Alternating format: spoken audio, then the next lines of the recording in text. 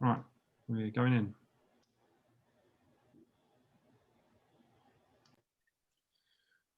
Good afternoon, everybody. Welcome to this Digital Accountancy Show webinar. We'll just give it 30 seconds or so for everybody to come into the session. Good afternoon, everybody. Hi, Laura. Hi, Lee. Hi, David. Hi, everybody. Welcome to this Digital Accountancy Show webinar. Great to see you all. Hope you're all having a good day. Hi, Elliot. Hi, Ellie. Good to see you guys. We'll just give it 30 seconds just to let everybody make their way into the webinar. Delighted to say that we had 240 people sign up to today's webinar. So really nice numbers. So 12 o'clock. So good afternoon, everybody. Welcome to this Digital Accountancy Show webinar. Thanks for being with us. My name is Dan Cockerton. I'm the founder of the Digital Accountancy Show.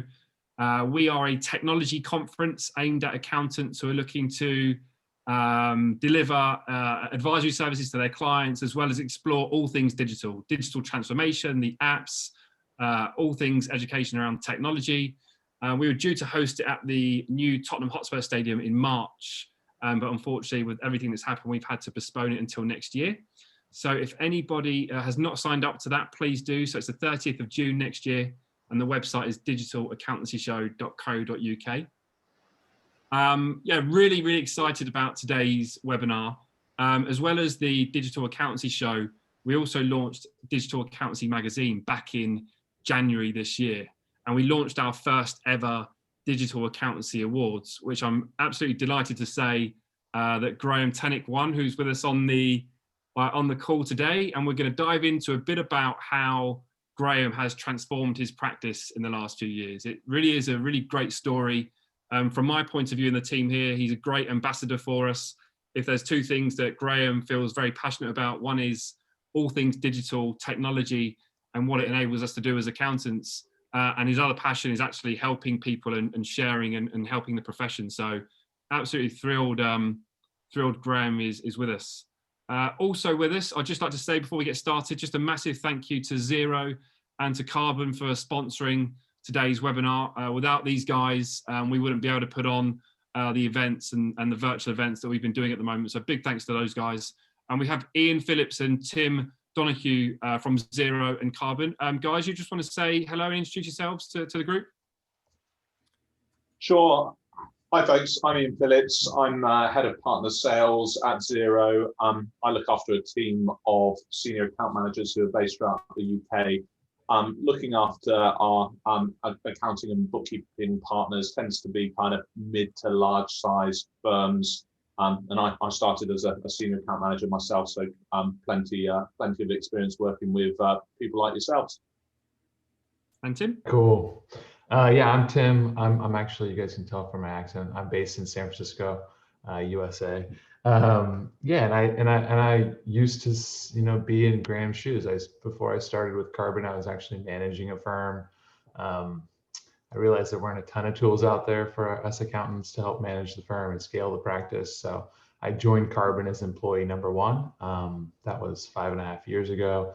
And now I'm head of sales for Karbon. So I help firms kind of discover Karbon and use it. We run a team of 7 people right now on the sales team. We had our first hire in the UK. We had planned to hire him in March of 2020. Other plans came up with COVID and we weren't allowed to leave here. So we're really excited that she's joining the team, and she started just last week. Brilliant. Tim, Ian, thank you so much for being with us. Tim, really appreciate you, the early morning start today. Of course, this is fun. 4 a.m. 4 a.m. Good man, Tim. Really appreciate your time. Yeah. The chat box and the Q&A boxes are open at the bottom, guys. So if you have any questions for Graeme, Ian or Tim as we go through the session today, please pop those questions in there, and we'll do our best. If I could ask Ian and Tim just to keep an eye on the Q&As as well, guys, just as we go through, if any questions pop in. So Graeme, first of all, congratulations on winning Best Digital Accountant Award this year. Yeah, it's still sinking in. Even there now, I picked myself up off the ground a little bit, but no, it was amazing. But thank you. Yeah, good man. Like, just to give everybody aware, the judging process. So we have 12 accountants, of which some are on the call today. Hi guys. We firstly anonymized all of the entries that came in. We had 110 entries in total. that came in. We anonymised them, and then in the second round of the judging process, we unanonymised them.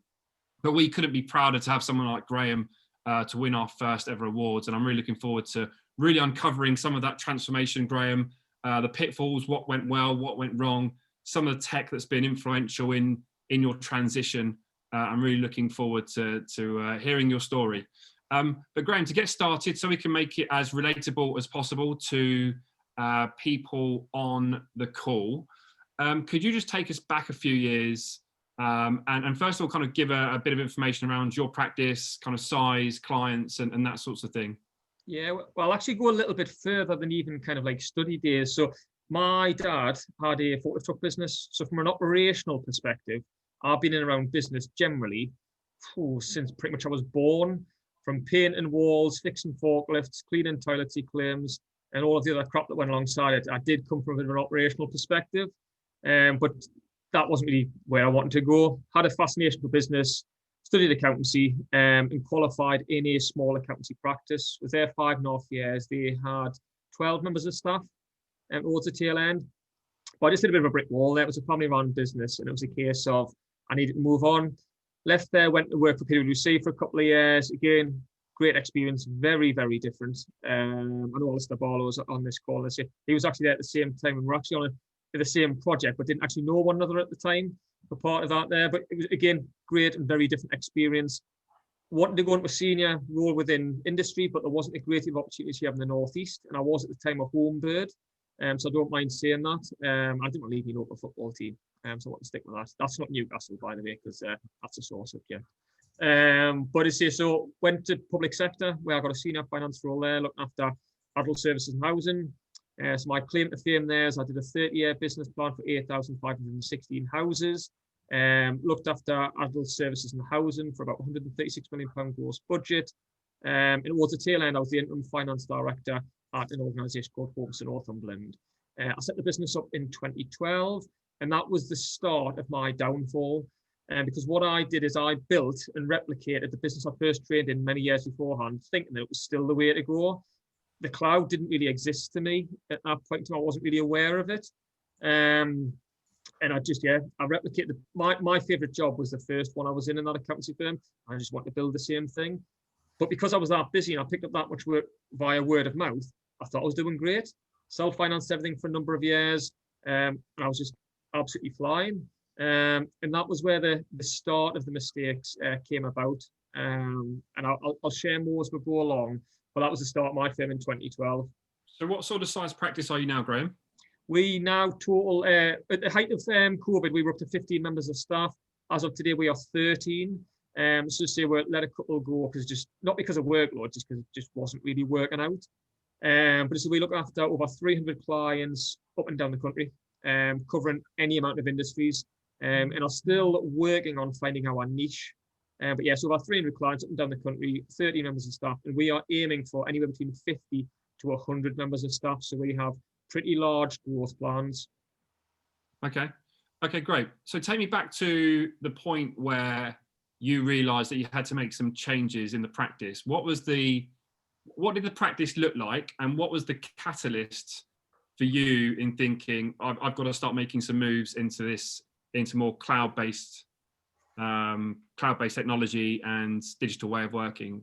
Yeah, no problem. Well, just the benefit of Aaron, because I've just seen in the comment box, it was 1-3, so 13, not 30. We're not at 30 yet. So 2012, I should also kind of set the scene a little bit. I was 2 weeks engaged. I have an expensive tasting car, so I had finance in the car, and everybody thought I was mad doing what I was doing. So set it up, and as if things went great, loads of work coming through the door. But then obviously overheads go up, as they do. You recruit more staff, everything else like that. And I got the point, still having self-financed everything. And I was like, wow, our profits are going down and down and down. Our hours are going up and up and up. And I'm just hitting my head against a brick wall here. I was just like, this isn't right. There's something amiss here, because where I felt as I was better off when I had less clients, less work and everything, and more in control. And it just ran away with itself. And the very disappointing thing is, and probably so many people on this can relate to this, there were warning signs before then whereby people I know and trust had told me, including staff, that something needed to change, and I didn't listen. So one of the examples was one of the members of staff was at another accountancy software event and came back and said to me, we are way behind these other accountancy firms. You don't quite realize how far away we are from them. And I was like, oh, and I still didn't do anything quick enough in terms of that. So I hit that brick wall. January, our favorite time of the year as accountants, had passed. And I was going away skiing. I just had enough, if I'm honest. Not in terms of just wrapping it all in, but I was just like, I kind of keep passing the rewards to the staff. And I was at a point where I was paying the staff for effort rather than results. And I just needed that degree of clarity to say, what the heck's going on here? Because I kind of blame the staff for it. And I went away skiing to Morsey, a great place to go skiing. And I came back.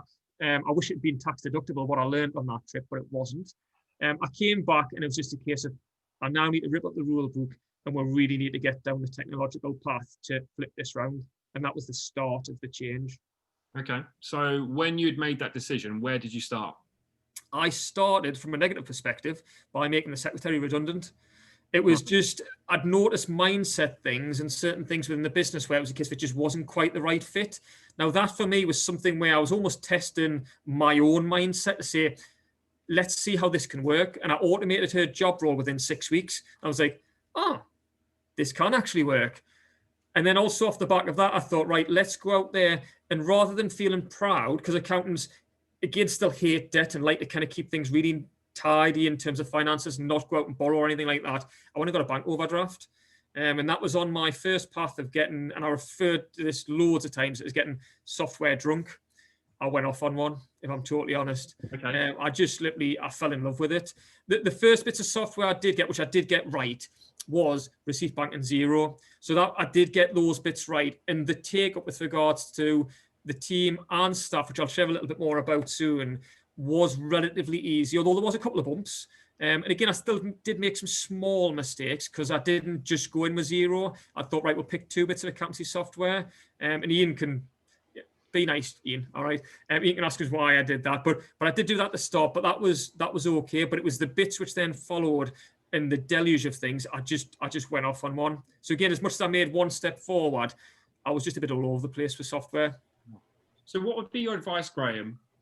And Ian, you might be able to chip in here as well.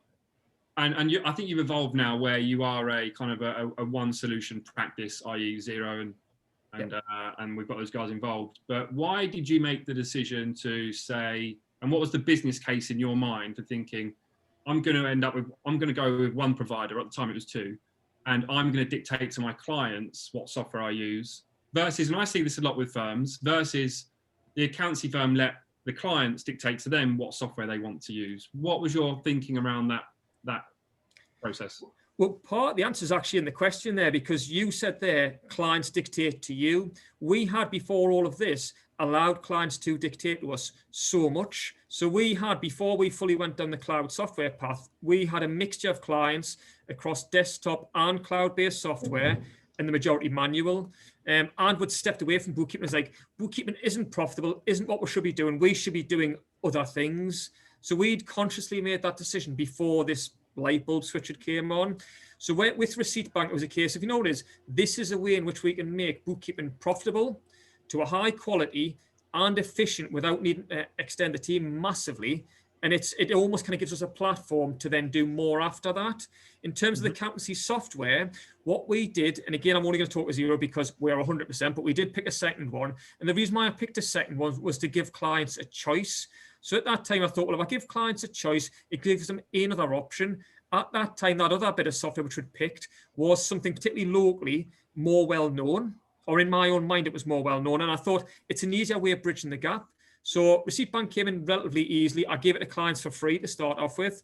And then I picked these 2 bits of software, but all I'd done was taken a little bit of control back, but I still ultimately gave clients a choice when it was a case of, I was still getting the guys downstairs to know what more than one platform, and it was a mistake. And has it from a staffing and employee perspective, has it made it easier for those guys as well? Massively. Particularly downstairs, because beforehand, and I'll just mention a load of software which we were dealing with. There was Free Agent, QuickBooks, Xero, Sage, Wave, any number. And the problem is, as accountants, if we're honest, we probably can't pick up, give or take, most bits of software and get it to do the compliance-based tasks. But we can't be an expert in everything. And that was the thing, the inconsistency downstairs. And we're all struggling for time as accountants because we are all relatively time poor. It was just a case of this is just madness. And it was at that point there where I thought, right, let's just go on these two. And I wish I just went just with the one. Okay. So how do you deal with a client that doesn't want to use Xero? We don't deal with them. Right. So what I do is, so again, this is taking time. But now what I say to clients coming in, I say, right, okay, well, you're going to go on to Xero. If they are reluctant to do so, I'll say, well, why? And so it might be a case of because they think, oh, well, I've got to learn this. No, well, we can do that aspect for you if that's the case. But if they want to use something else, what I'd say to say, look, we're not an expert in that bit of software. I can use it and support you on it. But the costs which I would then have to add on to the proposal, which would exceed those if you use Xero, would make this proposal unfair on you. So I would rather we use Xero with you, and I will encourage and I'll support, I'll do it as part of the onboard, and I'll prove why this is the right software for you. Or I'd rather refer you to an accountant that uses that bit of software. Right. Okay. Okay. So you convince them to use Xero and Receipt Bank, and your positioning of it is it's better software, but if you're going to use something else, then you're going to put the price up accordingly, which is more than the price of what it would be from a, okay. Yeah, okay. Totally. Because I say for me personally, I just think it does them a disservice. It's not that you're trying to rip them off, but it's a case of, look, we're using this day in, day out. The whole team are using Xero. And like I said, I'm not going to talk a disservice of other bits of software, but I love Xero. But it's just a case of, look, guys, I can do these amazing things for you. I don't want to fall short and I don't want to overcharge you. So that's my transparent prices, the two options. I'd rather refer you. And very rarely do we get pushback on it. Okay. Ian, have you got something to say? Yeah, so I think that approach of taking a multi-platform view is pretty typical, and I think it comes from a really good place. In my experience, most accountants are very service oriented, and they just want what's best for their clients. And I think that in the desktop world, where you as an accountant were not necessarily getting your hands dirty with the software day in, day out, it didn't matter if your clients were all on different platforms. But what's changed about the cloud world is that you can log in, of course, at any time that you want, and actually your staff are picking up the workflow in that software. So having multiple workflows inevitably leads to inefficiency. I also think that there's what's kind of brave, but also sensible about the way that Graeme approaches things is that it shows clients leadership. And I've heard all sorts of analogies used. I guess this is an analogy that has been used, but it's probably not particularly appropriate for my world. But you wouldn't go to the hairdresser and say and have them ask you which hair dye you should use. And I think that idea of showing people leadership, not selling the software, but advising them what they should use, is something that clients actually value. But sometimes we mistake the idea of giving them choice as the best option, whereas actually clients want advice from their accountants. And I think there's so many valid points in that, Ian, as well, because, and this is one of our downfalls as accountants, we are trained to look after the clients and always put the clients first, but we often forget to treat our business like a business. And I often refer to this as the upside down pyramid. If you think of where the weighting of your focus, of your priorities, people too heavily weight the client. It's a case, right, okay, we must serve the client, we must do everything with regards to the client and make sure they're all right, this, that, and the other. Next comes the staff, then comes you. As a business, as an individual, as your family, and it's like, hang on a minute, what's kind of going on there? But we're trained to do this, and we just need to be more selfish. But when I say be more selfish and get your pyramid the right way around, what I mean by that is there's still a common core there, because yes, clients are paying your bills, but they see you as the expert, the company you as being the expert. So you can still have a very unselfish spine to your business, but if it doesn't work for your business, how can it work for your client? Because ultimately you're doing them a disservice by not going down that path, and you've got to get it weighted correctly, even in terms of your staffing, because again, your staff will be like, oh, well, where am I going to find the time for this, that, and the other? Sometimes it's the chicken and egg thing. It's just got to be done. And like I said, I did a lot of things wrong in the wrong order, which is I will share more of. But you've got to think with your mindset as a business owner, as an individual first, to then get everything else wrapped around it, whilst accepting and looking for the input of others. And that's the critical bit, because I had the input of a member of staff long before I made the transition. I should have done something with it a little bit sooner, rather than thinking client, or even thinking me. You've got to get the balance of your pyramid and the weight of your attention correct. Graham, have you got something you can share with us? Not right now, but something we can share kind of in a follow-up email or something to kind of talk about this pyramid and. Yeah, I've got it by way of a PDF, so I'll share that. I'll send you the upside down pyramid separately.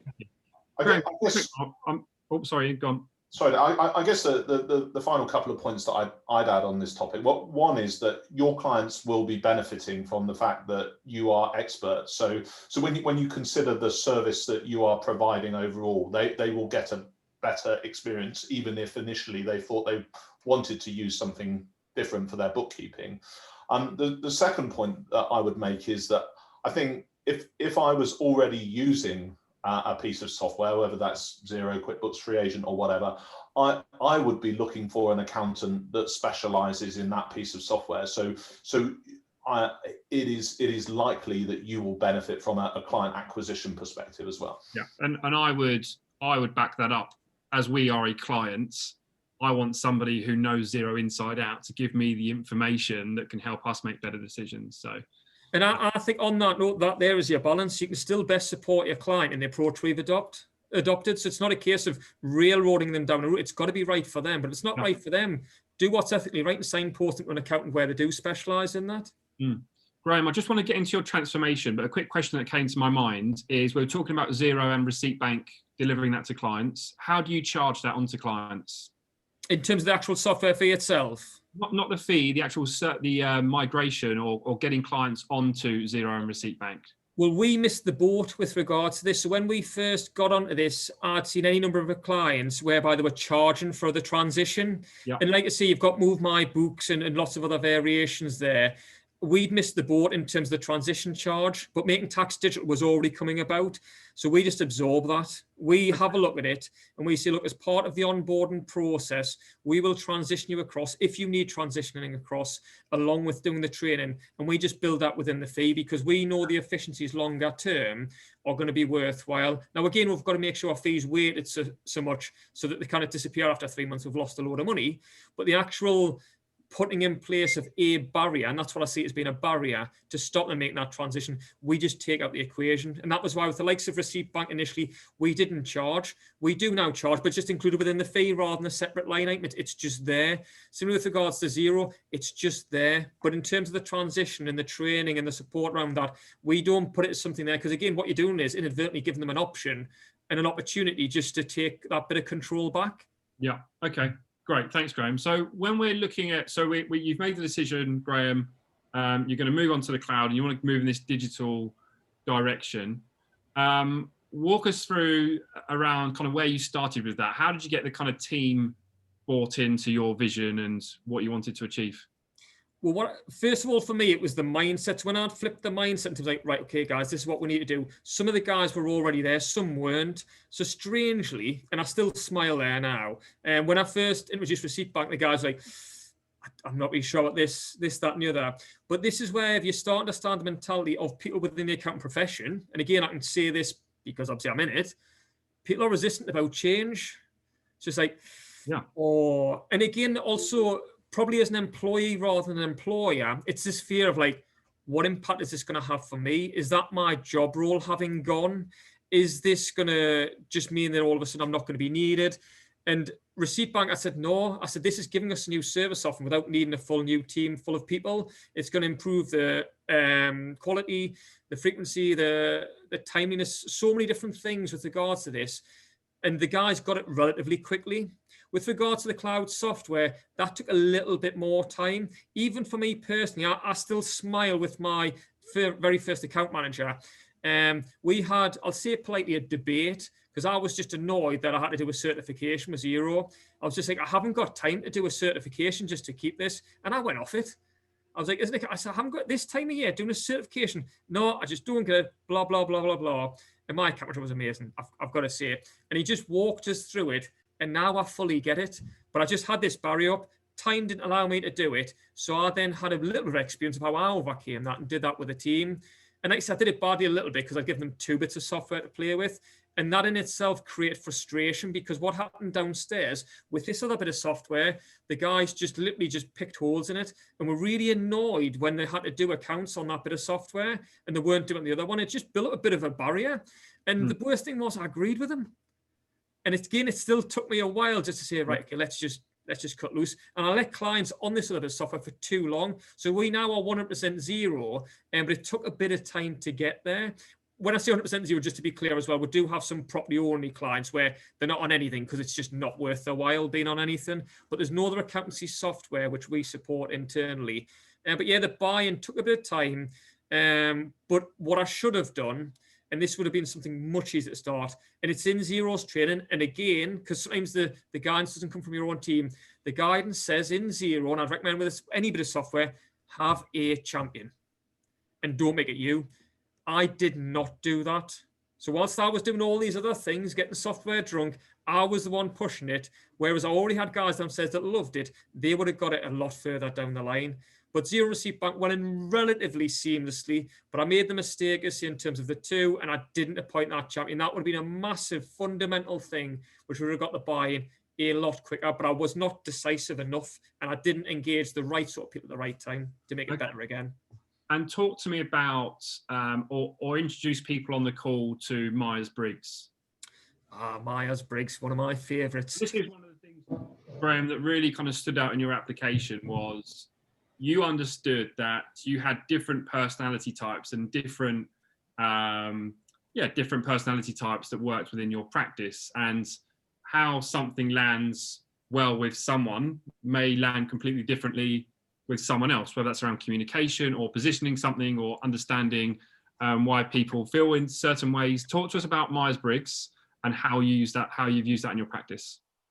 Yeah, no problem. Well, the first thing I would say is, before I touch upon Myers-Briggs, I'm going to just say something which pretty much everybody on this call can relate to. I know I've briefly mentioned it just before now. As accountants, we are very prudent, we are very cautious, often we are reluctant to change, we are time poor, and we often put the client first. So if we just bear that in mind to start off with, you've just listed every barrier which is going to probably slow down the speed of change in your business. And that's a generic thing. I know not every accountant is the same thing, but it's just something just to think about. It's the way we're trained, it's the way so many of us are built, and I was too the same. And it just means, and I've seen their ISTP, I'm ENTJ, just in case anyone wants to know. I then recognise those things and realise my frustrations were born off the back of incomplete information from a psychology side of things. Now, with the psychology of business, think about your business owners, think about what the accounting profession as a whole has been teaching clients for such a long period in time. For such a long period of time, we have taught clients that we are here for compliance work and probably not really touched upon a great deal more than that. We've done the same with our teams to say, look, manual is fine, clients doing the leading is fine, change, yeah, we want to keep things quite neat and tidy, prudent, not waste a great deal of money, this, that, and the other. Yeah, let's just keep it on the straight and narrow. We've done the same with staff. We have, as a profession, and I personally have done this, I can say this hand on heart, we have done wrong by our teams and our external teams in regards to clients for a long period of time. And I knew it, but I hadn't fully recognised it, which led me on to Myers-Briggs. DISC is an equivalent one, and there might be some other variations as well. But a client of mine did Myers-Briggs, and I said, look, do you mind coming in? Because I would love to know more about my traits as a person. I also want to know more about the traits of my team. I also want to look at our, from an individual and a team perspective, but I also want to translate that to clients externally. So we understand what makes clients tick, what's important to them, how do they come to make a decision. I, as a person, I'm quite decisive, I'm impatient, and I'm probably a little bit outspoken to a certain extent. But that doesn't make me right, it doesn't make me wrong or anything about that. But certain members of my team are the opposite. So when I ask something of them and they don't get it the same way I do, the automatic reaction might be frustration. And the same with clients, like, why they're not getting this? It's blatantly obvious, this, that, and the other. But when you start understanding the psychology side of things and the steps they need to go through before they make that same decision, you come to a totally different reality. And another one, which again, everybody on this call can probably relate to, the idea of working from home. At the start of lockdown, everyone was like, yeah, working from home, it's great. It's going to be the new way of working. Again, the weather was nice. My personal feelings are it would be the hybrid way of working. There'll be a time and a place for different people to work in those circumstances, but it will not be for everybody. I think gradually we're starting to learn that there now. But when we were working remotely, I was getting frustrated with certain things in my team. And I worked with my client who, if anybody watches Billions, she is my Wendy Rhodes. Literally, just if you watch that, that's exactly who she is to me. It's a brilliant series. Watch it. She just keeps me on the straight and narrow. So I was getting frustrated with the guys of how they were working from home. And I was like, what's going on? Why are they doing this, that, and the other? And she just told us, says, go back to personality traits. And I was like, I hadn't thought about that. So by doing that, it changed my mindset and everything I do on a day-to-day basis there now. So bringing it back to the transformation, Graeme, how did you apply Myers-Briggs to when you were actually moving your business in a certain direction? So you wanted the guys to buy into this vision. Yep. How did you give me an example of how you used it? So we're in a place now, Xero Receipt Bank is there.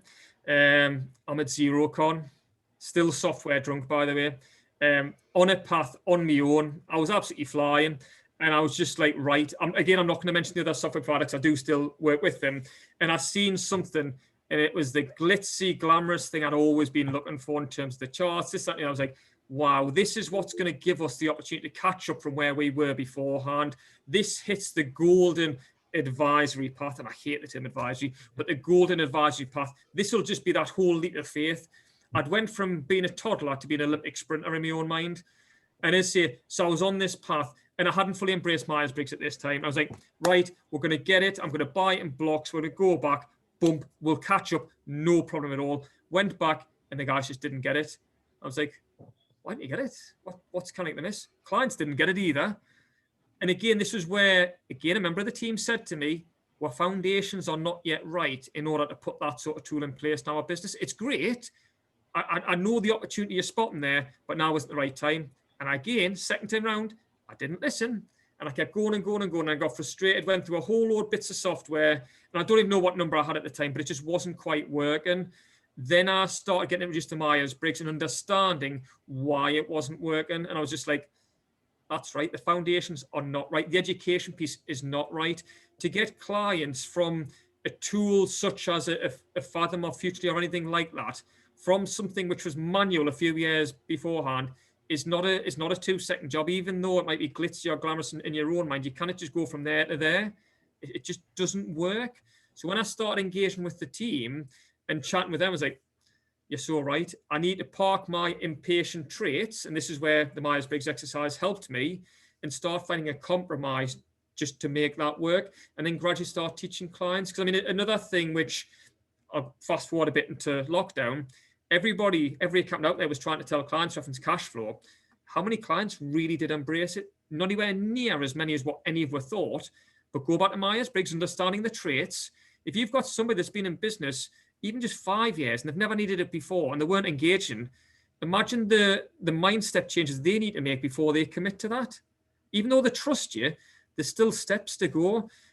So when I started getting that and understanding the decision-making process for the team, for external clients, all of that side of things there, it just started putting the pieces of the puzzle together to not just be a better me, but be a better business and a better team for how we support our clients. And we're still working on it now, because I'm naturally quite a self-aware person. Not everybody is. And also not everybody's willing to change and adapt. But yeah, I went down the wrong path. It was all about not just me, but it was all about my personality traits.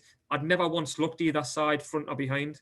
Yeah, I think the biggest thing that I've done a bit on using DISC when I was in my days at Xero. And one of the things that I really pulled out of that training more than anything, and DISC works in a similar way. You punch in a load of answers to some certain scenarios that you're in and how you'd react in certain ways. And then it kind of gives you your profile and your personality type.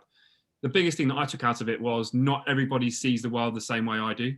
And how I would react to something or how I would read into something would be completely different to how somebody else might read into it or how they might react in a certain situation. So it's really beneficial. And I know there are more and more accountants are starting to introduce DISC and Myers-Briggs into their own practice.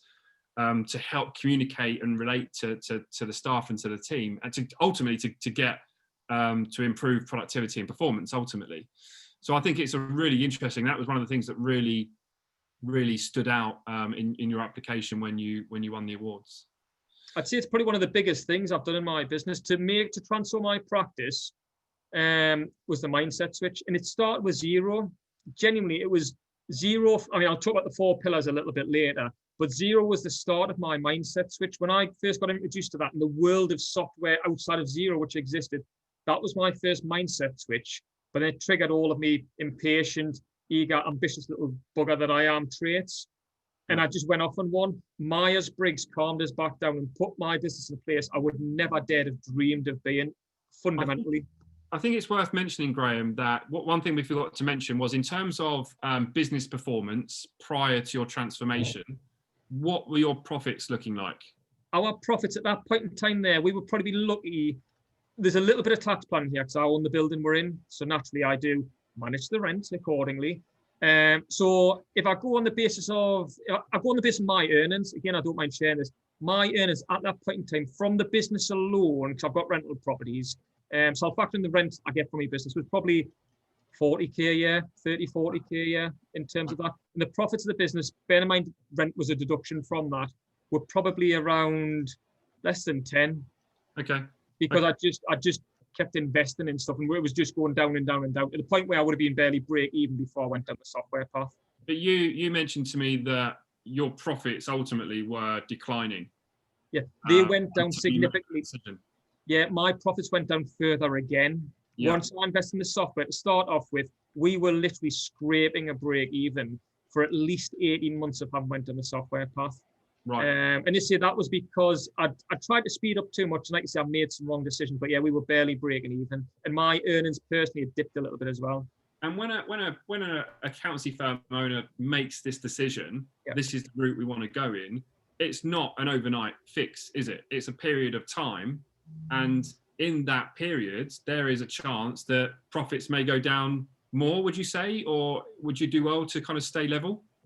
You'll do extremely well to stay level. I'm not saying it's impossible, but it depends on the speed at which you want to change. And I think this is something for every accountant out there. You can dictate the speed of change. I wanted to make up 5 years of progress in 5 months. Yeah. And it was totally unrealistic. So when I'd seen a dip, so we probably spent about £70,000 a year on software, give or take in terms of it. Yeah. So we spent that, we didn't at the time, but in order to first get in that work, I had to kind of have a look, and I was just like looking, right, okay, let's just buy the licenses. Let's pay for Receipt Bank and not charge it. Let's block buy the Xero licenses. So we've got those there. Let's go on to software ladder with regard to all these other things. And I did front load it. So I was probably carrying at least £15,000 worth of cost, which I got no return on for the first 18 months. And I didn't have to carry that much because I see I made some wrong choices, bought some things in too much bulk. But depending on the speed with which you want to change, you can maintain and improve your figures very quickly if you maybe, and it, depending on the software you choose, of course, as well, if you don't do it as quickly as what I did it. But the flip around for me now, I'm out the other side, is starting to go on a trajectory whereby in 5 months of introducing Clarity, we use Clarity, my turnover lifted by nearly 67% in 5 months. This is really interesting, Graeme, and I really want to get on to how accountancy firms can charge higher fees for advisory and some of the stuff that we're going to talk about. Before we do that, what role where did Karbon, and obviously we've had about Xero, at what point did Karbon come into your kind of transformation process? So Karbon, it was just about 2 years ago, I believe. Tim will probably kind of tell us, right, because I remember Tim and I had any number of conversations because Tim helped us out with the transition. Tim was amazing for us and still are. And it's probably worthwhile giving the first mention of our 4 pillars, which is what our business is built around there now. And that's people, processes, technology, and data. Now, what Xero had done, Xero had introduced all of that to us in terms of the 4. Karbon had started just solidifying that a little bit because we did not have any practice management tool to start off with. We got one other one, but then Karbon for us was a case, it took us to bring in the time and fees element, And I can share our screens, but I'll share that a little bit later. So tell me when you want that, because I've got something for clarity and Karbon to share. Okay. But that there started giving us from an internal perspective. So rather than the software for the clients, allowed us to start running our business the way we were teaching clients to run their own. Okay. Tim, just to bring you in, Tim, like, would you add anything to kind of Graeme's story so far? And does Graeme's story kind of resonate with other firms that you see? Be polite, Tim. Yeah, great. I mean, Graeme, obviously, for people on this call, you guys can probably tell he's go, go, go. Like, he was like ready to go. Graeme, I do have a question for you on Karbon. Like, what was the deciding factor for you when you saw Karbon that you thought this was the right fit for you and your team? One word: scalability.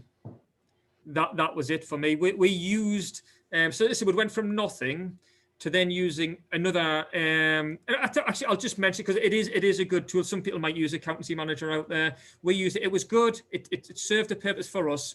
But with where we wanted to go, I needed scalability, and that was where I'd heard of Karbon, and I knew the exciting plans and everything else around it. And I was just a case of this is where we need to be. So got introduced to it, and I was just like, right, okay, this has got so many features. And again, mindset things like your triage function within Karbon is just amazing.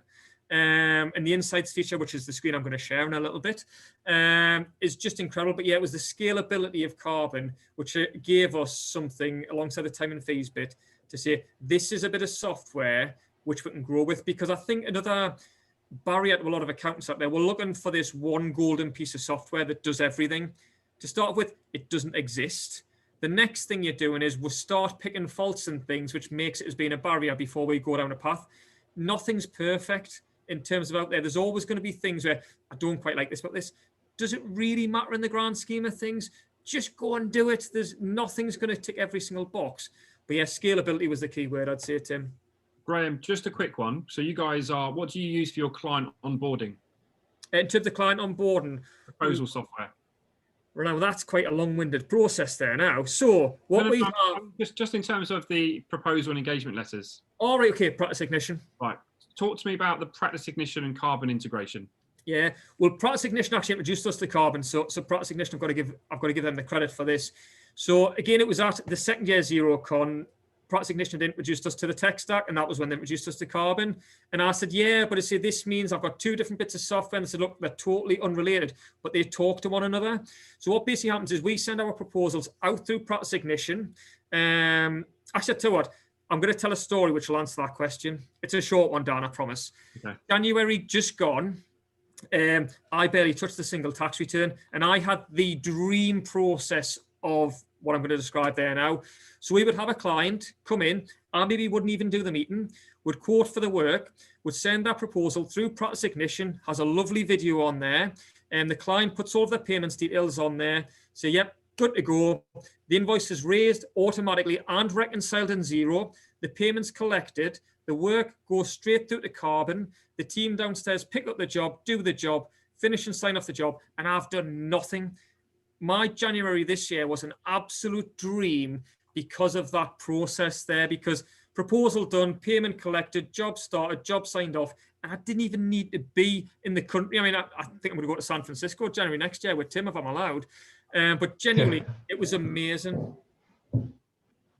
Okay, good. But so the integration is good, and it sets up the tasks for you in Karbon as well, right? Correct. Yeah. Okay. Cool. So in terms of, I mean, Ian, Tim, do you have any other questions around Graeme's kind of transformation before we get into kind of how Graeme is kind of optimizing all of this now? So I think what's really interesting for me, Graeme, is how did you have the foresight to know that what you wanted to do to your whole practice? Because what we see a lot, we talk about this point of critical mass in terms of digital bookkeeping, which on average, it differs in every firm, but it's on average about 36 clients. And that's the point at which you go, oh, why aren't all my clients on this? But actually, it sounds like you kind of knew that from the start. And I'm just wondering what it is about the way that you think that made you kind of plan that much further ahead, made you able to see it all the way up the mountain and down the other side again. Being brutally honest, Ian, I stumbled my way through. literally, I stumbled my way through up until about just about 12 months ago. And again, this, to a certain extent with regards to the award, is a reflection of where we started getting it right. But what basically happened, which suddenly kind of brought it home even further, so beyond the ski trip and several years beyond that, was that mindset switch. That was what all of a sudden was a case of, right, guys, let's just take a step back. With regards to the profession as a whole, I'd recognize, like, this doesn't work anymore. It doesn't work for us. It doesn't work for the clients. Clients need something more. They need a far superior service offering. The banks were pretty much closing a lot of them on the high street. You couldn't get access to a bank manager, and clients couldn't necessarily afford a finance director, nor did a lot of clients need one, mind. But there was just this gap. And I was just looking at it, it was just like, and this goes back to my forklift truck days, by the way, in terms of operational industry expertise. I was like, there's a gap here. We're doing clients a disservice. So I started the education piece then, and then it was a case of, right, let's take a look at this, understand what the gaps are. And the gaps were both within my business and my clients were the 4 pillars I said before. Have they got the right people in and around them? And then I'm talking the wider, so suppliers, customers, accountants, everything around that. And the same with us within our team. The processes, were the processes slick enough to support a business in the way in which they needed to be supported? And there's several different ways of scaling this. It's not a case where you have to have, we've got 23 different bits of software. You don't need 23 bits of software to do this. You might just need 2. That might be Receipt Bank or HubDoc, might be Xero, QuickBooks for each. You might only need 2, but that alone will slicken up the process and get more from people. Then it's in terms of technology, embrace it. We're all experiencing Airbnb, Netflix, Uber, all those sort of side of things. And again, from a psychology side of things, I was recognizing it. Then obviously the final thing, data. The data's there telling with, but we're ignoring it, and we're using time as a permanent barrier to overcome it. You'll only get time back by investing time in it. And you've got to make that mental switch and that gamble just to say, just bloody well do it. Just go and try it. Don't do it the way I did it, at the same speed I did it. If you are, do it right, and I'll try and guide you in terms of how to do it right. But it was the mental switch in terms of that just over a year ago, which, like I say, was reflecting the application I put it down in the digital accountancy guys, where we started structuring the 4 pillars around it and built so much around it internally so we could support clients externally to try and bridge that gap. But it is a long-term education piece, which we are constantly working on internally and externally. And I think the wider accountancy profession needs to do the same just for guiding clients, because we need to give clients more. Because if we don't, your competitors are going to, and I'm certainly going to. Hey, Graeme, huge digital transformation you guys went through.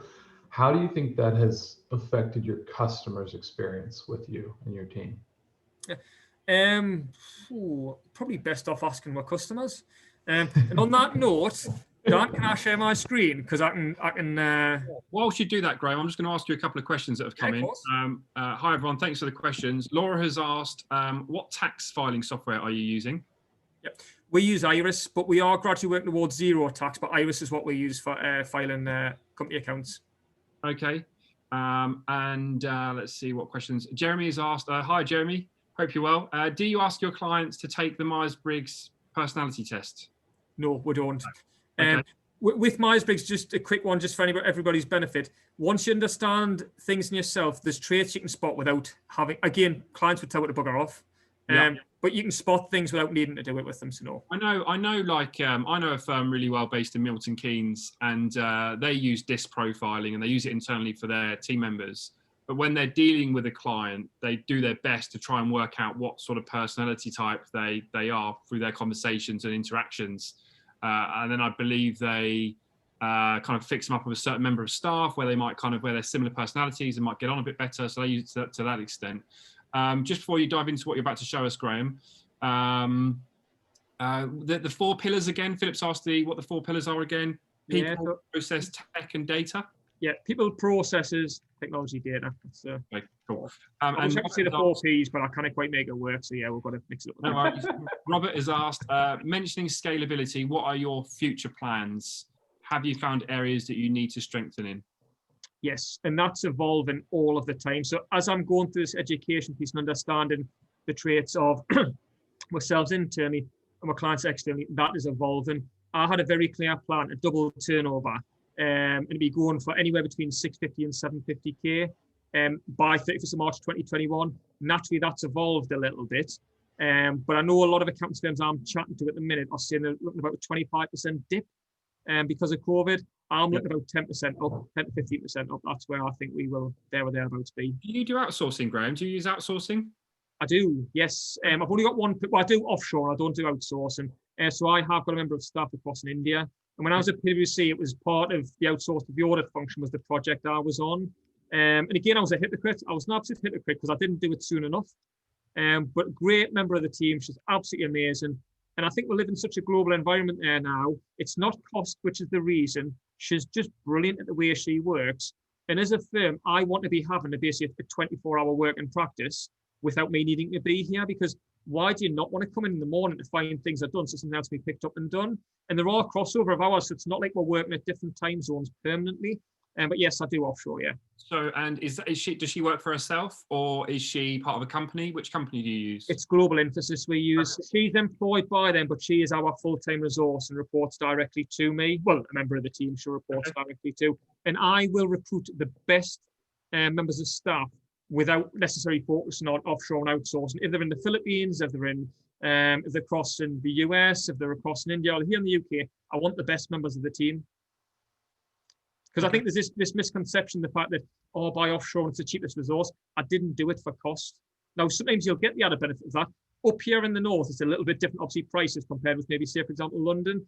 That wasn't me driving. I'm probably paying give or take what I would here in the UK, which is amazing. Okay, great. Andrew's asked a question around your data pillar. Let's come on to that in a bit. Show us what you're going to show us on your screen. So, first of all, I'll just share this. So, 2 seconds. Right. So I'll share.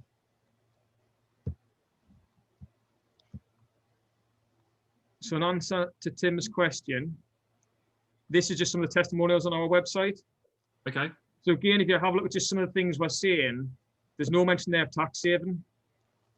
I'll let people just have a quick skim because there's quite a few things I want to show. But again, it's like provide most of the tools and advice, stuff around coronavirus. Yeah, what we can do, Graeme, we can forward this on in the follow-up email to people. I'm going to send like a kind of, I suppose, a mini pack of some stuff. Yeah, no problem. Send the links to this. Well, I'm also going to show you this. Okay. When we're chatting with clients, we talk about cars. What car do you want? Visualize it. Then let's actually make it happen. Okay. Then going back to Karbon, this is just one of the things we've got whereby we will have a look. And in terms of internal metrics, and I know that's what Andrew had said, Insight is one of the features on Karbon, so I can have a look. So this is just me personally. I received about 5,000 emails last month, 740 on the previous period. That's how many emails I sent. I'm able to see emails internally, externally with no contact details there. I'm able to go down a little bit further. Times of day emails are being received. Average replies per conversation, average email response time. So again, you can start to see whether the method of communication is right. Is emails the right path? Is phone calls going to see somebody? Again, ignoring COVID.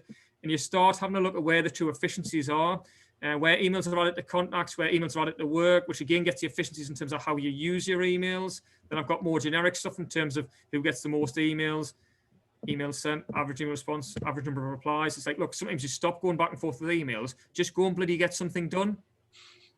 So that's just a couple of just takeaways there in terms of data, what we use in some of the dashboards we've got. I mean, I did an exercise the other day off the back of T-sheets, which we use for recording, which again directly integrates to Karbon, just to see how much unchargeable free time we do on an annual basis. And I was embarrassed by how much was there. So again, what I've went and done, put in place actions to reduce that down. So I reduced our admin unchargeable time down by 50 hours in a month. And that's not by having recruited anybody. Tim, would you add anything to Graeme's Karbon demonstration there? No, I think Graeme summed it up. Saving 50 hours is not an insignificant amount of time. But yeah, I mean, Graeme, you did, one of the key things you did probably was you have a Karbon champion. Yep. And she's a rock star. She's unbelievable. Absolutely unbelievable. And I've got to give credit, I think he's hopefully on this, to Alistair. Alistair Barlow, again, we chatted ages and ages ago. I know he's got a data and software person, and he loves this sort of side of things as well. So I have got a full-time data and software lead. She does this all of the time. Now, just to kind of say, does any accountant out there want to get an employee that's going to have zero chargeable time and cost you, and again, depending where you're on the country, anywhere from 15 grand a year to, if you've got a really good one, you could be talking 60, 70 grand. And depending on the sort of work they're doing, is just like a scary fact. But I didn't go that extent. I didn't go to 70 grand, by the way. But I dipped my toes in the water, and she is full time on Karbon and our software there. And what she's done in the space of 9 months, our first day was when we went to lockdown, as it happens. What she's done in 9 months, I would never have achieved without her. What was her job title again, Graeme? She's a data and software engineer. Data and software engineer. Yeah, so it's basically she extracts the data, does all the reporting side of things, and helps us better extract the tools of the software we use. Because again, otherwise you scratch the surface with it and you never properly use it. Yeah. Full-time employee? Full-time. I stupidly recruited her part-time, so she was only going to do 3 days a week, and I changed that within 10 days. Really? So you could start to see the benefits pretty quickly then of having someone like that on site. It'd be really interesting. How many other people on the call have got someone similar to Graeme working in practice? That's really interesting. And she's got no accountancy experience either. I'll just add that. Okay. So Graeme, we've gone through where you were, some of the transformation and getting buy-in from the team and having a vision, which is really important. We go through all of this to get through the other side and to really optimize the business and start doing some really cool stuff. What are you doing now as a result of this transformation, working with Karbon, working with Xero? Talk to us about some of the benefits.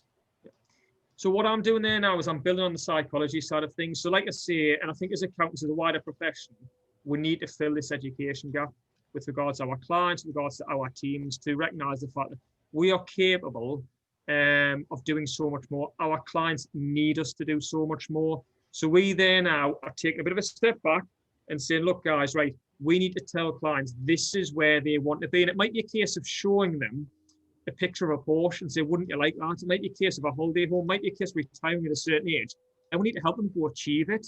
So I mentioned clarity there before. Clarity for us is amazing because it allows us to bridge that gap. It allows us to say, look, what does the end goal look like? Let's have a look at it in figures. Let's have a look at it operationally. What does it look like? Have a look in profit terms, in cash terms. How does that look? Oh, yeah, it looks great. Let's put the steps in place. Go on, sorry, Dan. This is really what I want to get into, right? So I would say there's a fairly sizable consensus in the market that our bread and butter will always be compliance, and it will be the most profitable part of our business. Yeah. There's a huge opportunity in this advisory space right now. So you're working with clarity around consultancy, coaching. Can you walk us through some of that? Yeah, well, the first thing I would say, and probably one of the best bits just to kind of give people a little bit of guidance on, is dumb it down language-wise. Forget advisory, get rid of it. Don't even think about it because it creates a barrier in your own mind. But it's a case of just saying to a business owner, look, why did you first set up a business? Did you come to me because you just don't want to pay any tax? If you don't want to pay tax, don't earn any money. There's free tax advice. Go and find a cheaper accountant. Or did you set up a business to create something, to build something, a legacy or something? There must be a reason. What was it you wanted to achieve? Have you achieved it? If you have, great. Well, probably what we're doing is probably enough for you. If you haven't achieved it, what's stopping you from having achieved it? And you do like what someone's like a bit of a gap analysis. This is where you want to be. This is where you are. These are the things which are missing. So again, if you notice, I haven't mentioned advisory other than just there. How can we help you fulfill that? And it's as simple as that. But you've got to have the mindset in order to do it. And it helps if you've done it yourself. So where did you learn to deliver that type of work? How can people on the call who are predominantly compliance-based practices begin to learn how to deliver some of the services that you're offering? And also talk to us about the difference in fees that you're now generating as a business. Yeah. I first learned it when I was working for my dad on forklifts, because from a very young age, I've been from an operational industry perspective around business owners of all ages, years, experiences, everything around that. So that was where it started. But even if you haven't, I would say to every accountant out there, what's the sort of practice you first wanted to create? Where are you against your goals? What's stopping you get to your goals? Use clarity for yourself. And we did that. I used clarity for myself before I used it for clients. Once you start doing that, any person in accountancy, I say any, that's maybe disrespectful, some maybe aren't. Everybody has the opportunity, but just have a think about the sort of things you could do which you're not doing there now, and the things you would spot which a business owner would not if they would just open the door a little bit for you. Now, in terms of fees, and there's one client in particular, they were previously paying us £250 plus VAT a month with regards to compliance-based tasks. They now pay us £15,000 a year. And it went from one to the other. There was no stepping stone. What I did for them, because I knew cost would be a barrier, I said, look, this is what the fee's going to be. You need it. I'm going to do it for you. I'm going to invoice you at the start of the month. If I do not demonstrate the value for you at the end of the month, pay me nothing. And I have never once raised a credit note to that client. Guys, it's 1 o'clock. It's coming up to 1 o'clock. I don't normally do this, but I'm going to run over a little bit because I feel like we're about to get into some juicy stuff. If anybody needs to shoot off, I will send you a copy of the recording in the follow-up email. Same, Ian, Tim, if you guys need to shoot or you're happy to stay on, please feel free. But I think like this is such an important part of, you know, where firms are going in the future that I really want to kind of cover this. So hopefully you can stay with us for a few more minutes, but I will be sending out the recording if anybody does need to shoot. Sorry, Graeme. I've got something to share on this as well. So again, I'll happily share some actual figures. Yeah, great. Please. Yeah, please do. Let's get something up there now. Obviously, again, this is anonymized. So again, I'm not kind of sharing anything which this is going to get us into any bother. Okay. But again, this year. So we're looking at Clarity as a product. This is Clarity. This is real data. Okay. So what you've basically got here, all the greens are where there's obviously positive movement. So these are percentage movement points. But this is where I did this exercise for somebody. And to say that's 42.24 percentage points, not to say growth in terms of that. So like you say, that was equivalent to 24% revenue growth before actions were taken. Gross profits, again, obviously pretty self-explanatory. But who does not want to see that staff earning them £13,200 more than what they were beforehand? Who does not want to grow their GP, or more importantly, their EBITDA, by at least 5%? Who does not want these sort of things in their business? But start with their own business in order to do this. And it's one of the things which I was going to almost kind of leave on in terms of, but I'll say it there now. These things are one mindset switch away from making them happen. And it's such an exciting place to be, but who does not want to make this happen? And a lot of it just comes from accountability. If you say you're going to do something, get it done. But remember, we're business owners first. Start with your business, do these things, and you can flip it around so quickly. But it comes from the psychology side of things. Once you've got that, you can do the same with clients. We recently have said we're not taking on any more tax return work prior to, well, obviously up until 30th of January, we're taking on no more. I've went a step further. I've said to clients, because of COVID and everything else like that, we've turned around things relatively quickly. If we do not get your tax return things by close of play 22nd of December 2020, we are not doing your tax return by 31st of January. It's not happening.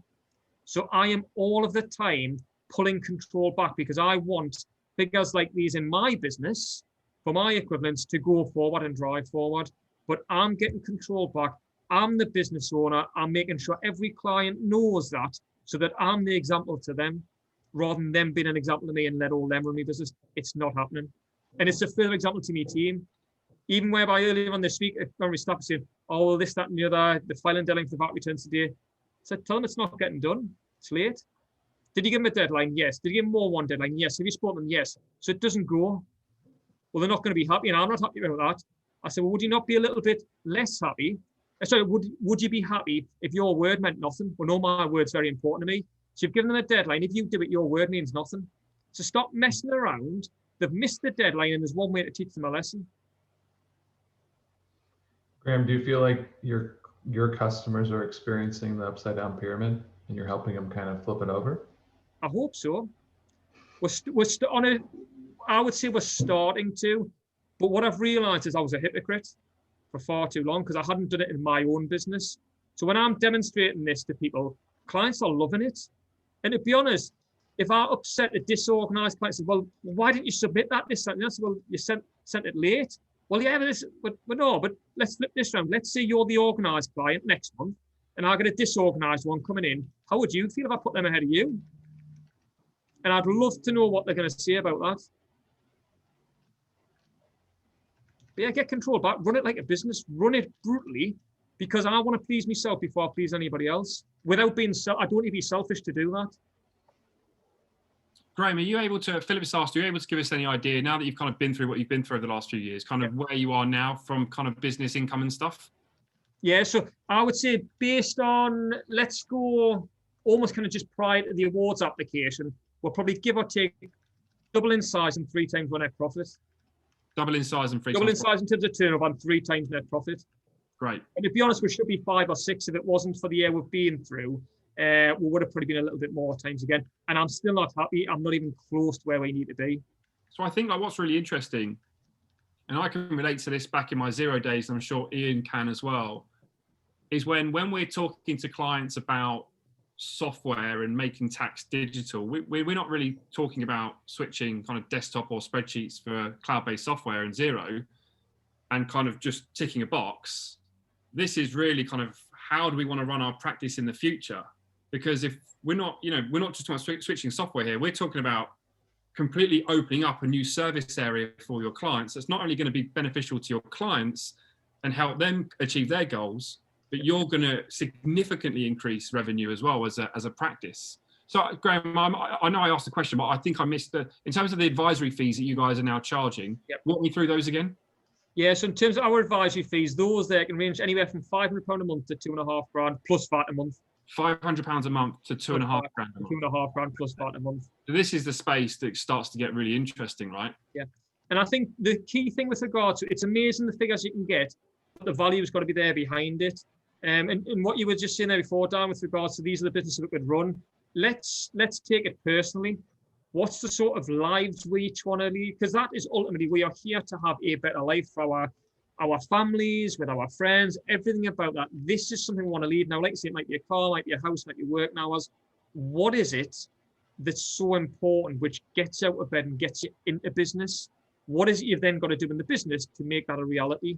Because that's the sort of service offering you need to be delivering to your clients to fill this advisory space to make that sort of investment worthwhile. So one of my clients, I'm doing the clarity plan with them, and we are on target to be adding £125,000 into that bank and to their bottom line in a 12-month period. And it's costing 15 grand. Nice.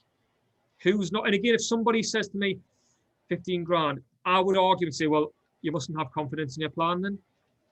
I think, Graeme, what I found interesting is that you said, actually, these ideas can be applied to different models in terms of what you want to achieve as a practice, and you've just got to understand what your why is, and actually, compliance is potentially under threat if you're not able to differentiate, but it is still a valuable service, and actually this technology can help you to demonstrate how valuable it is and make the life of the client more easy if that's the model of practice that you want to run. Yeah, totally. Exactly that. It's so easy. But I would almost, I don't want to overly simplify it, but it's one mental switch away from just being able to do it. What's the worst thing that's going to happen if you say to a client, I'm sorry, you brought your tax return in January, we can't do it. That same client is probably not very profitable, not very nice to deal with, always late paying if you're not on PI or something else like that, never refers you any work. And if you were to categorize them, they're probably at the bottom of the list. Just pretty get rid of them, because it's those sort of clients which prevent you from making the decisions we're talking about on this. It's very brave, Graeme. Very brave. It's often it's very difficult to turn away clients who are not willing to use the software you want to use and turn away the money. And it's also very, very brave to get rid of clients if they're not hitting your deadlines and things. I think I know lots of people who do this, right? Like if they don't use certain softwares, they won't take them on because it means that they can't run as an efficient and as good a business. But there must be a point that you kind of build up to before you can start making those sorts of decisions, right? Because you've got to build your business and you've got to pay the bills. Yeah, definitely. At what point was it for you that you could start saying, turn these clients away if they don't want to use our software? I'd answer that a slightly different way. I will answer it how we want us to answer it, but the first thing I would say is, what's the cost of not doing that? So by having them dictate all these things to you, do you want to miss your children's Christmas play? Do you want to work 5 hours extra a week, messing around with this and not even really enjoying your job? Do you want that? So that's the first thing I'd say. Yeah. What's the cost of not doing that? And again, think personally. What's the cost of losing those good members of staff downstairs because they don't believe in what you're trying to do and you don't even believe in it yourself? Yes, great point. Now, in terms of the level, I would say the levels relative to you, the level I'd hit was a case of I didn't have a choice. So what I'd seen was a case of I didn't have a business long term unless I kind of did. It was just like this just simply doesn't work. And it was starting to impact us personally. But what I'd say to everybody is, look, let's just go to very simple terms. Can you cover your bills in terms of that? And have you got a little bit of flexibility? Now that flexibility depends on how much flexibility you want and you need in the current climate. Once you've got that, or if you haven't got that, make sure you do everything you bloody well can do to get to that level, to give you that leeway to make the decision, but don't keep moving it. You know what sort of space you need in terms of that for yourself personally. Get there, then start making the decisions. I personally, in my business, is not in a position whereby we can afford to be too choosy, but I cannot afford to take on the wrong clients. So I've taken a little bit of a calculated gamble to take away work, which will be much better in my bank than what it will be in somebody else's, because it would improve the cash flow, it would add something else to the bank, but it's the opportunity cost. We've all been taught about opportunity cost. By making £500 on a job, which I've got here and now, and this also goes back generations-wise, because I've been taught, as many others have been, I'd accept a penny today rather than a pound tomorrow. Well, I'm going to contradict that a little bit, because it depends how certain that pound tomorrow is, because that penny today might have just cost you 99 pence tomorrow. So I would say, have a look at it in terms of it. But I'm in a position there now where it's a case of what's the cost of that there in terms of a wider piece, the impact. What does it tell my staff? What does it tell my clients? What does it tell me? And what cost does that come? If I get it wrong, well, let's say decide the point at which, again, you start going into that buffer zone and say, right, guys, you need to change a little bit, but then we'll work backwards. But I think everybody individually has got to calculate that buffer zone for them to be able to make that decision. And it's relative to one another. But think of cost-wise, what cost is it to you of not doing it? And it would really pee me off if I had to miss my kids' nativity play, not that's happening this year, because of a client I didn't like that worked in a way I didn't appreciate, that didn't pay me bills on time. Dan, there's one final point that I just wanted to make on this topic, if I may. I actually think, like with new clients, you've got an opportunity to set the standard with them, and I'm not saying it's easy, but it's probably easier. The challenge is often with existing clients, and I guess the answer to that on occasions is if they don't want to digitize, you digitize on their behalf in-house. So if they want to keep a shoebox full of receipts and show up with it once a year, then at least make sure that the processes that you have in-house to complete that job are cloud-based and automated. So like I recommend anyone that's not doing so check out the partner editions of Xero, which are the lower cost versions of Xero, stripped back functionality for use by accountants in-house. Absolutely. Yeah, just something on that point as well, and this goes off the back what you just said there, Ian, and also a term which is so common in Karbon, triage. Because you're so right, with regard to new clients, it's easy just to make that decision, and just in terms of saying, well, yeah, it's this way or it's no way, that's fine. But if you like triage your clients in terms of segregating them, and again, I'd challenge anybody on the call today to go away and do it, just triage your clients, list every single client down. If you can, and this squad was fascinating, check how profitable each one is by way of monetary terms and percentage. Then also, if you want, add a few more columns on there. Do you like working with them? Do they refer any work to you? And again, add whatever categories you want, then grade them. If you grade them, gradually work your way through them. So you'd seen as say, you might say, right, with your D and your E clients, let's just get rid of them now. They're not, what's the risk to the business? Nothing, just get rid of them. But if you triage your clients, you'll gradually work your way through. And it's about moving forward rather than remaining stagnant. And it comes back to the accountability ladder. And again, I'll send this on to you, Dan, as well. The accountability ladder, I'm massively passionate about that. Make things happen because of you rather than allowing things happen to you. Yeah, it's a big, it can really kind of help you get things done by having kind of being accountable to someone and with your clients as well, for sure. Just a couple of questions. Are you okay for time, Graeme? Yeah, I'm fine. That's all right. A couple of questions have come in. Laura has asked, what made you choose Receipt Bank over Xero's HubDoc? It didn't exist at the time. So it was quite an easy one, that one. So, and obviously we're so heavily involved in Receipt Bank. I like HubDoc. And I'll be honest, it wouldn't shock me if we change over at some point. Don't call us today, Ian, though. Just want to say that, okay? But yeah, HubDoc wasn't even an option at the time. Right. Okay, no worries. Someone has put in accountancy manager and Karbon seem like two very different systems. To me, was it purely scalability for the move? Realistically, how much support would a small practice need to get set up on Karbon? So I suppose that's a question for Tim, I suppose. Oh no, I'd prefer Graeme. Graeme, talk about your experience with our setup. Hopefully it's a good one.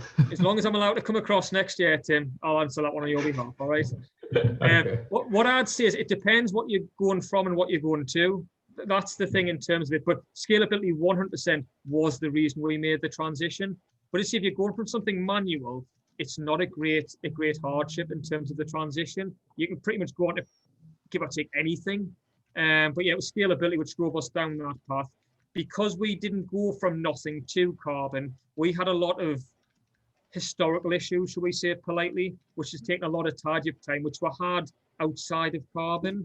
Then obviously, whilst you're doing that, whilst trying to run a business and not having a dedicated resource, which you don't have to have one, but it certainly helped because we had the issues, meant our progress was a little bit slower than what I ideally would have liked. But what I'd say is go into a bit of software, pick what you most like about it. And the thing one of the things I like most about Karbon, aside from the workflows, which is amazing, is the email functionality. It just means we've got one place of truth. And the emails, it takes nothing. The workflows takes next to nothing as well. All of the other bits alongside the time fees, park those, do those further down the line. But it's the triage exercise in emails is amazing. The workflow bits equally as great, and that does not take a great deal of effort. So Aaron has asked off this question, Graeme. Aaron has asked, as you use Iris, would it not be better using the PM system in Iris as it's all integrated, or is Karbon that much better? Yeah, I don't like Iris. Okay. I had a look. It felt clunky. It looked clunky, and the whole, it just wasn't for me. I know other people that have got it, pay for it but don't use it.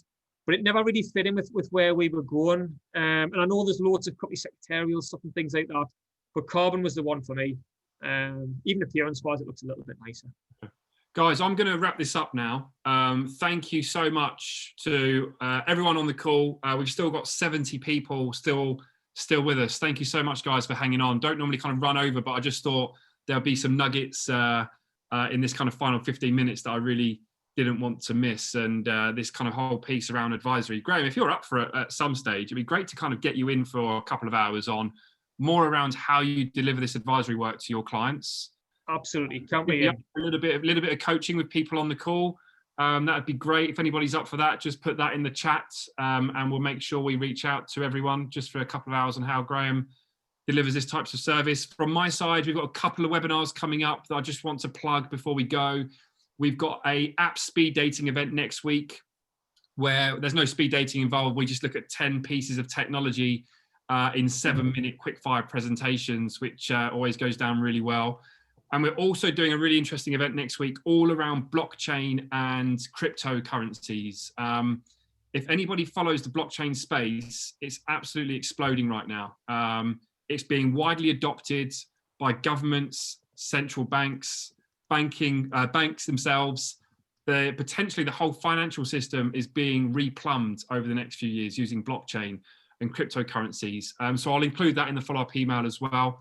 And if anybody would like to reach out to the guys at Xero around how they've helped firms like Graeme transform over the last few years, like hopefully the insight and the value you've got from today is hopefully for those that are kind of maybe mixing around with different bits of software or spreadsheets still is actually, you know, if we want to be kind of going in a direction to our vision, the guys at Xero can really help with that. So please reach out to those guys. And if anybody would like to have a catch up with the guys from Karbon, you've obviously heard from Graeme today around how he's using the system and the impacts that it's had in his practice as well. So make sure you kind of reach out to those guys. Again, I'll put all the details in the follow-up email. But yeah, thanks guys. It's been a pleasure. Graeme, thanks so much for sharing all that information. Really appreciate it. Thank you very much for having us. No worries. Great to have you as our first award winners. Look forward to doing some more stuff with you in the future. Ian, Tim, cheers guys. Really appreciate you jumping on. Thanks everyone. Thanks Graeme. That was great. Thanks everyone. Cheers guys. Thank you. Bye. Bye.